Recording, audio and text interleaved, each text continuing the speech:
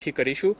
તો હું હિમાચલભાઈ ભૂતકને વિનંતી કરીશ કે તેઓ આપણને અન્નપ્રાશન દિવસ વિશે માહિતી આપે, પૂરક પોષણ વિશે માહિતી આપે અને કુપોષણ શું છે એ બધું જણાવે. હિમાચલભાઈ. નમસ્કાર દર્શક મિત્રો.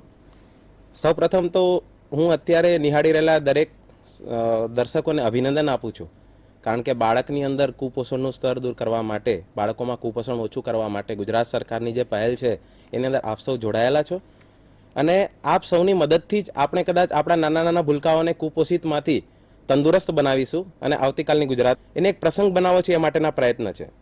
મને યાદ આવે છે કે એક નાનકડું ઉદાહરણ આપીએ.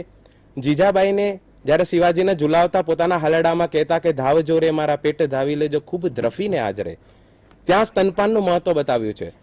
જીજાબાઈને ખબર છે કે આજે જો મારું બાળક સારા પ્રમાણમાં ધાવણ લેશે તે ઉપરી આહારની પણ જરૂરિયાત છે અને પૂરક પોષણની પણ જરૂરિયાત છે. તો આ દ્રષ્ટિએ હવે આપણે અન્નપ્રાશન દિવસને લઈ અને થોડી માહિતી મેળવીશું. મને ચોક્કસ આશા છે કે અન્નપ્રાશનની આ ઝુંબેશને આપણે સંયુક્ત પ્રયત્નએ ખૂબ સફળ બનાવીશું અને આપણા ભૂલકાઓને આગળ લઈ જશું. કઈ રીતના અન્નપ્રાશન દિવસ ઉજવવો, અન્નપ્રાશન શું છે એ અંગે આપ સૌને ઘણી માહિતીઓ આપવામાં આવી છે. ફરી એક વખત આપણે એ માહિતી જોઈ લઈએ, જેના કારણે આપણે એને સફળતાપૂર્વક ઉજવી શકીએ. સાથે સાથે આપણે ચિત્રપટ પર પણ નિહાળીશું કે અન્નપ્રાશન દિવસ શું છે. સૌથી પહેલા તો આપણને પ્રશ્ન થાય કે અન્નપ્રાશન દિવસની ઉજવણી શા